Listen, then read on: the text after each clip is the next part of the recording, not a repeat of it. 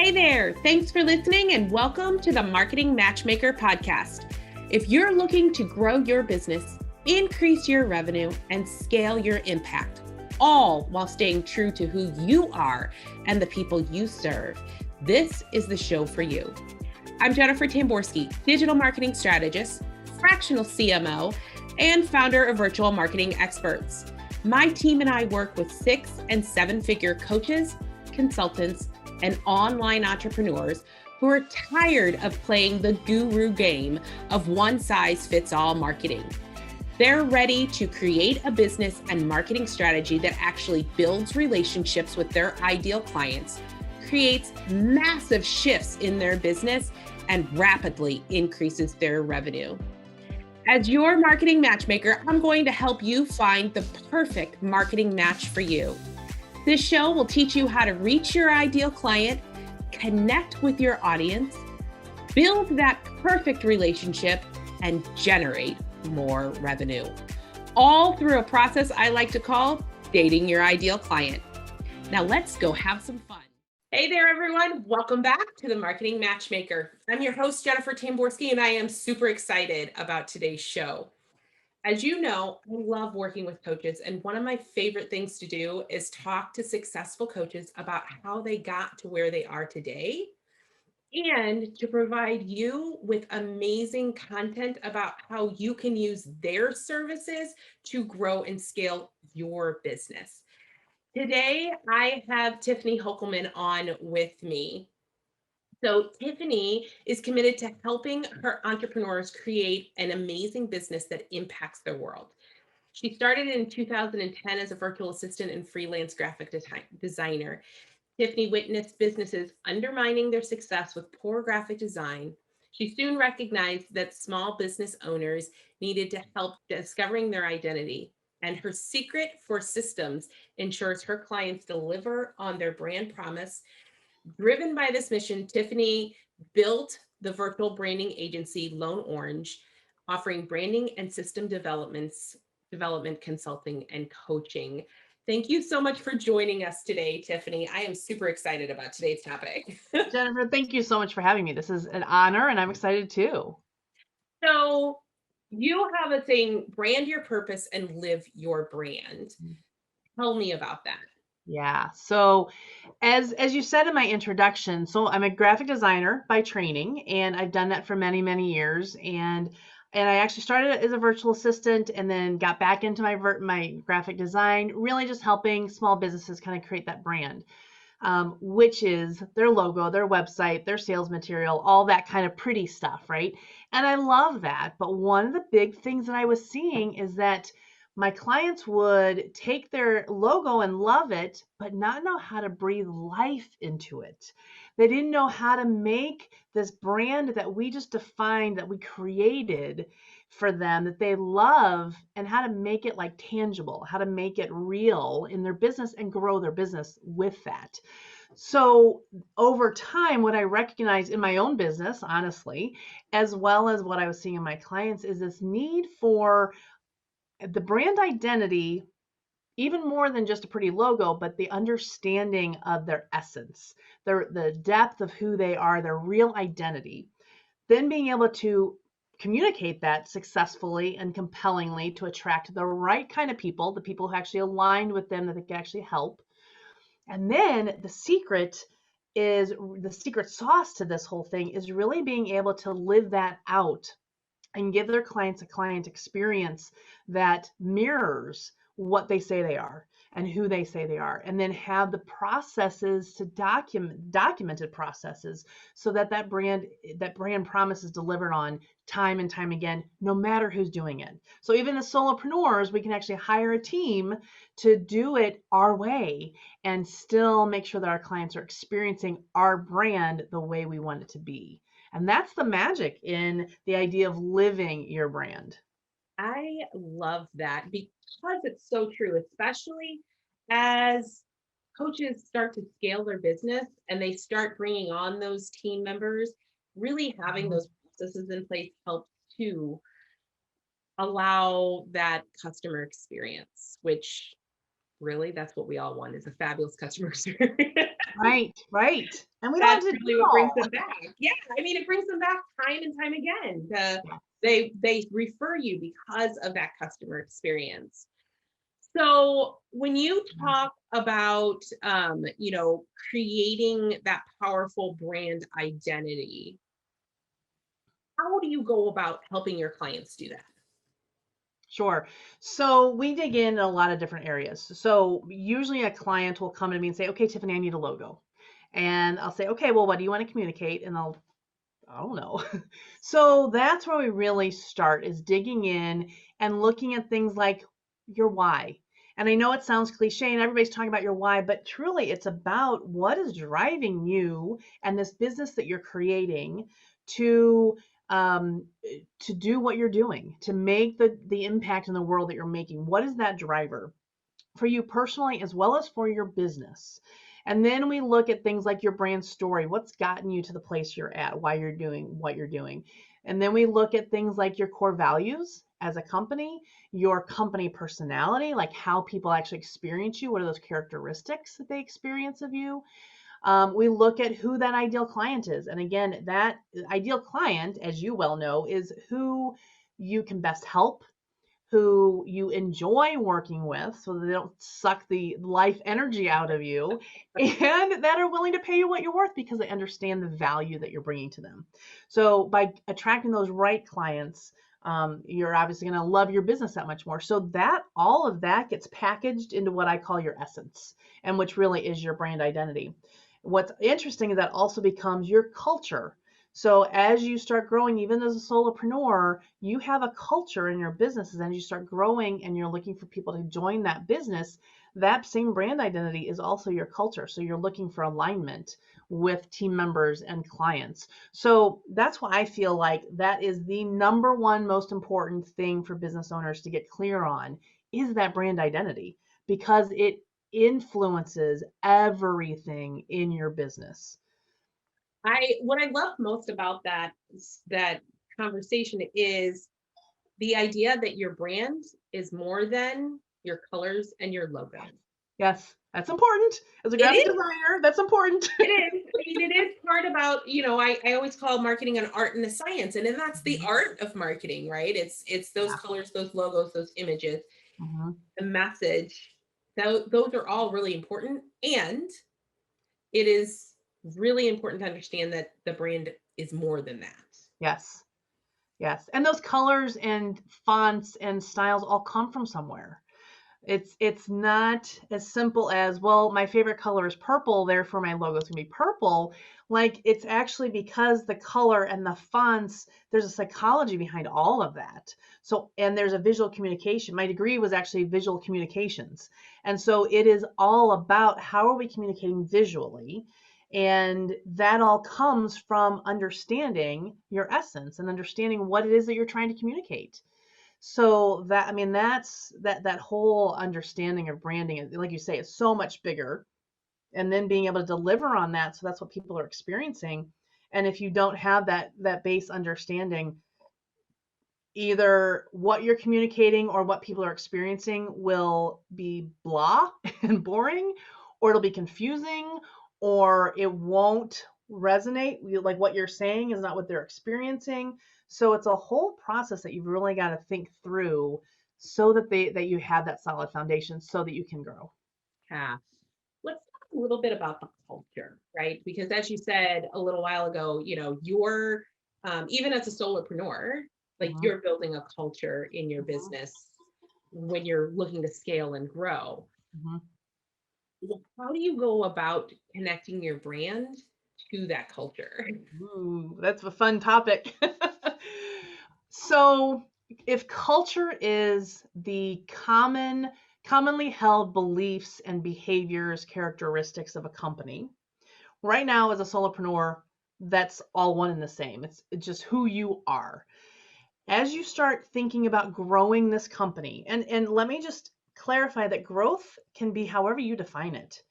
You can have, if your vision for growth is having 10 employees and you all work in one space, great. My vision for growth has no employees. I want to stay me and my team, but my team is all contractors, and I'm going to bring in people based on what I need. So that's my vision. So my growth plan is different. Everybody's growth plan is going to be a little bit different. But as I grow, and as any solopreneur grows, understanding, finding the right people who align with that commonly held values and belief system and personality is what is going to make that growth and make that team awesome. I'm sure we've all have had situations in whatever work situations that we've been in where there's been some conflict. There's been the person that we don't really get along with that just doesn't seem to do the work that they're supposed to be doing. All kinds of reasons, all kinds of people that are problem employees, let's say. Mm-hmm. As a solopreneur, we don't have time for that. Like we don't have time to deal with managing the problem employees or the team members. So from the get-go, getting clear on what are those core values? What's that company personality? Why are we doing what we're doing? And then looking for people who align with that. You're not going to find the perfect thing, right? You're not going to find a clone of yourself necessarily, but you're going to find people who do get excited about that why, who do hold similar values or the same values, who do have a similar personality that when clients work with them, if they're going to be client facing, that they have a similar experience. And again, you can hire you can go out and hire somebody and cross your fingers that they're going to be aligned with that culture, or you can think through what that culture is going to be, which is your brand identity, and then you'll have a much better alignment with the people that you're going to hire. I love that thought process.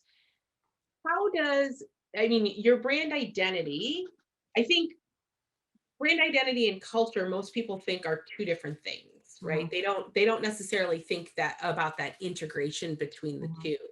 So how is it that the brand identity kind of connects to the culture, influences mhm. the culture? I think you're right that people that we think about it as two very distinct things. And if you think about a corporation, you have different departments handling those things. You have a Right. department, the marketing department or the the brand management department handling the brand identity, and then you have the leadership handling or the HR handling the culture. When we're as small as a solopreneur or a micro team, that's all housed in one brain, honestly. Exactly. so so it is so intertwined. So if you look at least the way that I look at the brand and culture, if I say that the brand, that part of the brand is your core values, your why, and your company personality. Well, in your culture, it's your core values, your why, and your personality. So it's the exact same thing. Now, who defines that? You as a solopreneur get to define that. Where does that come from? Oftentimes it's going to come from you because you are creating this. So it's going to be who you are, but we are complex human beings. So we have a lot of personality traits. We're not going to pull all of those into our company. We're going to pull out the top maybe 4 to 7 personality traits that we want to emulate in our business. So that's where, solopreneurs and our businesses are so inextricably linked. So as we start thinking about growing and bringing in other people to help us, or even attracting the right kind of people to us, we've got to pick out the parts that are most important for the business so that we're creating that business culture. And then that culture, if we're constantly so our core values are kind of the rudder of the ship. The core values are going to be true no matter what product or service we sell. So though those core values, if we're clear on that, as we're making decisions, if we have team members who are helping us make decisions, we can use those core values as kind of a guide of, well, this is what we hold to be true, so this is the decision we're going to make, or that's the decision we're going to make, or no, we're not going to take that opportunity because this is what we believe in. And so that becomes very important in all levels. And then even the company personality becomes important because, simple things like, how do you answer the phone? And I'm going to answer the phone with a smile on my face and say, hello, Lone Orange, this is Tiffany, or whatever I'm going to say.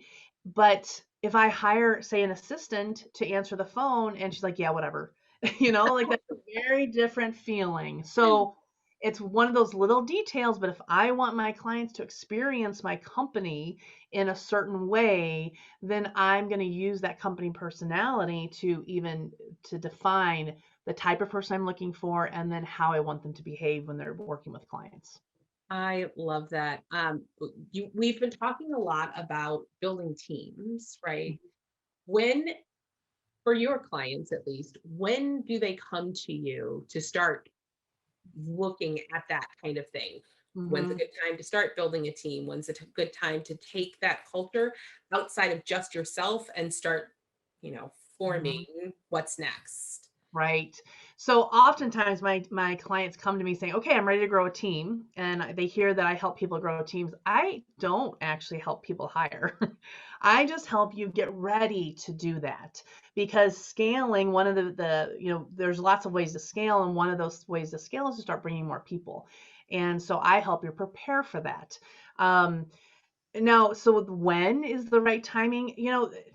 It could be different for everyone. And I've worked with clients who are ready within months of opening their business. And I've worked with clients who have been in business for 35 years and are just now ready to start bringing in people.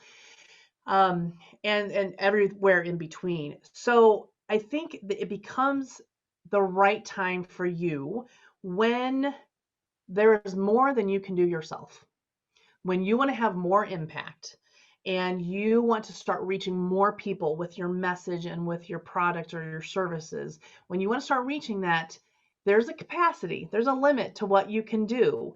Time, energy, brain power, even skill set, there's a limit. So when you start seeing things that you can't do as well or that you don't know how to do, that's when it's time to start bringing in team members. um, there's so there's a capacity issue, there's a skill issue, there is certainly budget issues. So it's thinking about all of those things.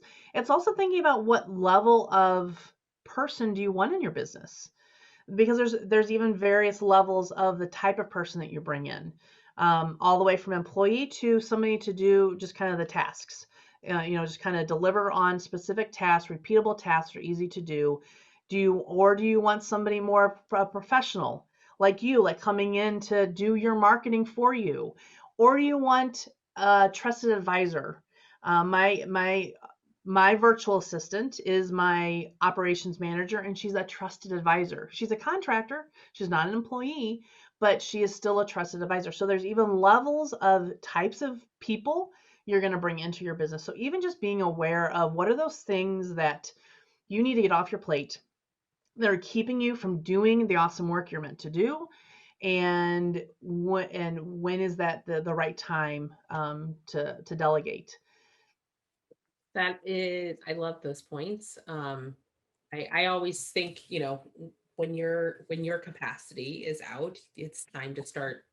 When you get up every day and you're like, oh my God, I can't. Yes, yes. I hit that point and I remember going, "Oh my gosh, I can't, but I'm the boss." So Right? I gotta figure this out. Yeah. And there are some of those things that are easy to when you look at your list of tasks and go, "Okay, I can take bookkeeping off. I'm not a bookkeeper. I can take my bookkeeping and my accounting off my plate, and I can hire somebody to do that who's an expert, and they're going to knock it out of the park, and it's going to save me 5 to 6 hours a month, Yeah. and I can do the things I love." I still do some of the things I don't love, but there are also those things that I'm starting to look at going, okay, maybe it's time to hire another team member so I can get those off my plate. And then again, the way I like to hire contractors, because then I can hire the right people for the job that I want. And yeah, then that's a whole conversation of employee versus contractor that we don't need to get into, Right. but just being aware that there's different ways to do it. It's not the idea of growing a team is not, oh my gosh, that means I have to hire 3 employees. Like, wow, that's too much. But just being aware, especially in today's virtual world, that there's a gazillion different ways that your team could look. Absolutely. Absolutely. I think that's one of the things in the last year, right? Because we're in the spring-ish of 2021. The last year has kind of definitely illuminated the fact Mm-hmm. that you don't have to have someone in your office in Mm-hmm. order for them to be successful as an employee or contractor or teammate. For Uh, sure. so yeah. We So kind of eliminated some of that resistance that was there. exactly.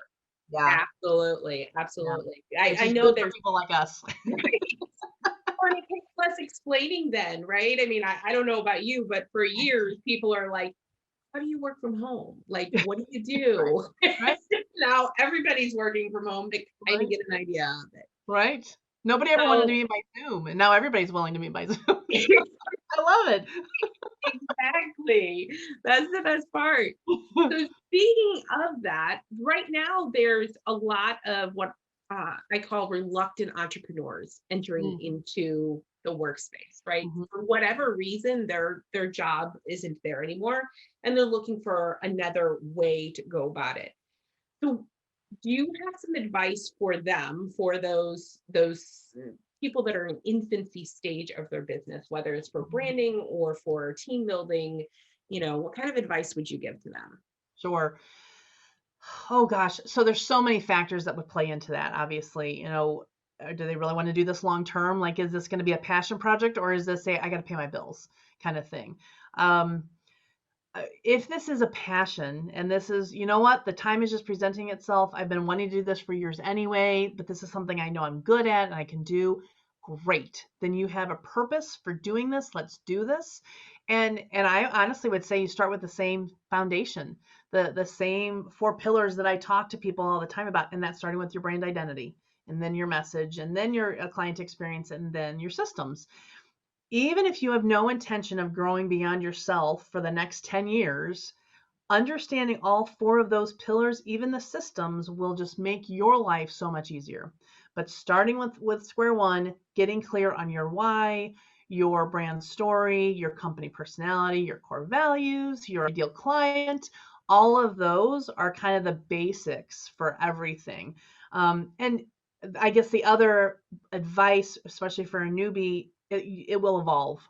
It's okay. Like what you decide today will not be what it's going to be even next week necessarily. Like things will just evolve because you'll learn more. You'll refine what you want, what you're doing, how you're solving problems for people, and that's okay. That's one of the beautiful things about being small because you can move on a dime. You're not a large corporation that is like a battleship that takes so much effort to move 1 degree. You can be going down one way and go, nope, that's not working, click and move, and that's beautiful. So you've got that flexibility to be nimble, but being very aware of understanding what that brand identity is so that you can communicate well to people so that they know what the heck you do and how you're going to help them. Because if you can't explain that, if you don't know who you are, how's anybody else going to know who you are? So I kind of feel like those are basic things for anybody, even just starting out in business or even just thinking about business. What are those basic brand identity questions? So let's pivot a little bit into your business Mhm. because the reality is that, at the beginning you kind of gave your story about becoming a virtual assistant and how it evolved Mhm. into what it is you're doing now. Mhm. So tell the audience specifically what it is that you do for people. What Sure. is it that you help them with? Sure. So right now, the current evolution for Lone Orange, excuse me, is that I help solopreneurs grow their businesses beyond themselves, eliminating the headaches and the hassle, but it's all about helping them to align their brand identity with their daily operations so that they create amazing experiences for their clients. Now, what does that look like? So I have a coaching program, a coaching mastermind program that it's a 12-week program that we go through. We go through all four of those pillars that I just talked about.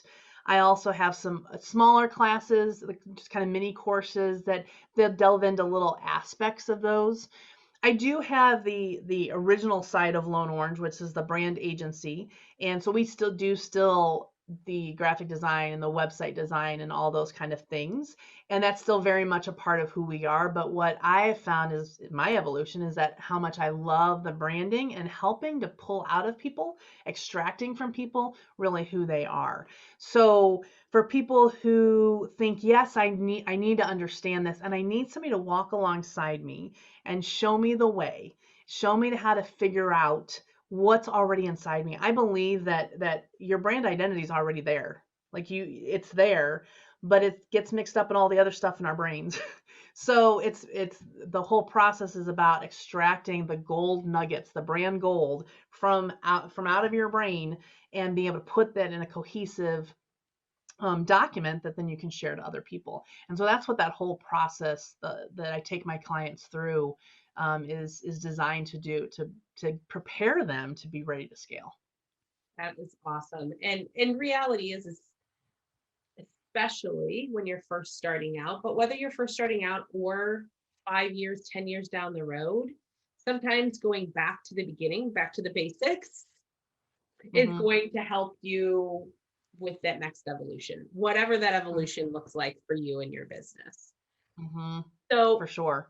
who is an ideal client for you? So, who are you looking to work with? Sure.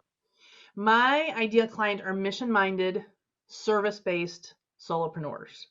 So people who have a real mission for what they're doing, people who are probably by themselves right now, or maybe have a couple of kind of ancillary people on their team, but they're ready to kick it up a notch.